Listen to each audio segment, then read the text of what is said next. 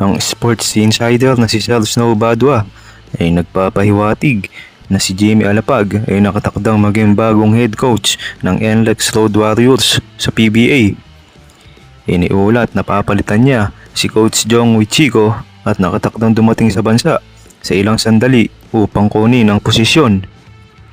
Matapos ang 3 taon na pagiging player development coach sa Sacramento Kings, ay muling nagbabalik sa local basketball scene si Jamie Alapag bilang bagong head coach ng NLEX Road Warriors. Ayon nga kay Coach Jong Wichiko, expire na ang kanyang kontrata sa NLEX. Dagdag pa niya, wala pa rin siyang kaalaman sa ulat na si Jamie Alapag na ang inaasahang mag-take over sa coaching duties ng koponan. Kung si Jamie Alapag na ang susunod na head coach ng NLEX Road Warriors, kung ito ay magiging opisyal, maaaring ito ang isa sa pinakamalaking coaching hire sa kamakailang memorya ng PBA.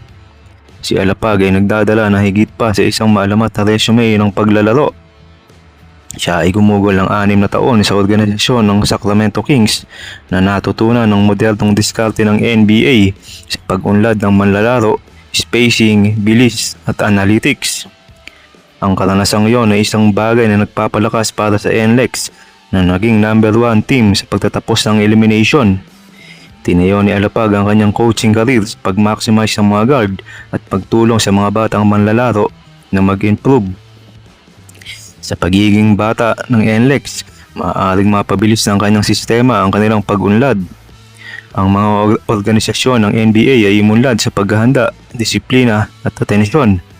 Ang mga gawaing iyon ay madalas na isinasalin sa pag-basketball para manalo.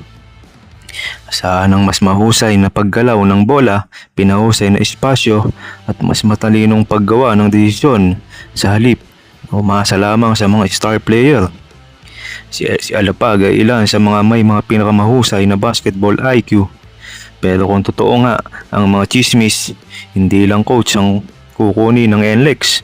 Guuwi sila ng maraming taon ng kaalaman sa NBA na maaaring muling hubugin ang pagkakakilanlan ng Road Warriors para sa mga darating na season, at kung papala rin ay makuha na ang inaasam na championship ng NLEX Road Warriors.